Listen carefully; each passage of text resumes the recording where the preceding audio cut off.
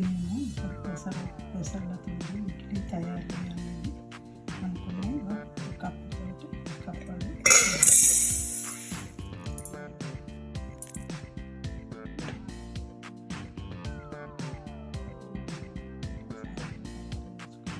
సాయంత్రం నానబెట్టుకుంటే పొద్దున తయారు చేయాలి. ఇది మంచిగా నీళ్ళు పోసి 2-3 సార్లు కడిగి శుభ్రంగా కడిగి నీళ్ళు పోసి 5-6 గంటలు నానిన తర్వాత అప్పుడు మనం ఇంటిని చూపిస్తాం.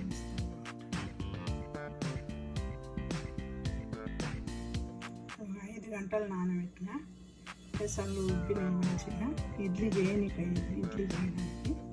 5 గంటల సేపు పొద్దున నానబెట్టిన 1 కప్పు మంచిగా ఉబ్బి నాణ్యని.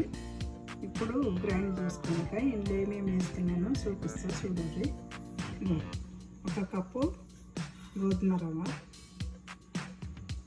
1 కప్పు గోధుమ రవ్వ తీసుకున్నా. అల్లము, పచ్చిమిరపకాయలు ఇప్పుడు వేసి గ్రైండ్ చేస్తాను. గోధుమ రవ్వ కూడా రెడీ చేసుకున్నా.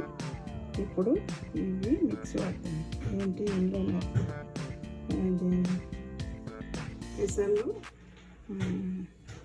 అల్లము, పచ్చిమిరపకాయలు, గోధుమ రవ్వ కూడా మిక్స్ పడుతుంది.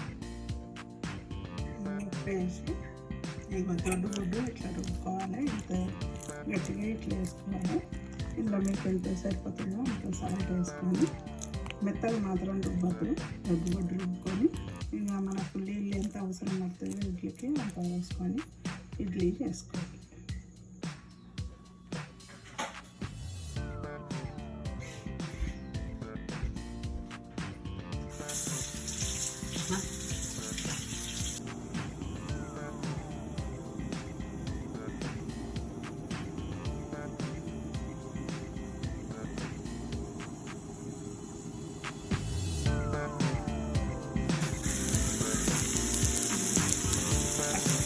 వేసిన పచ్చిమిరపకాయలు వేసిన చింతపండు వేసిన పల్లీలు వేసిన చట్నీ తయారు చేసుకున్న ఇడ్లీ రెడీ అవుతుంది.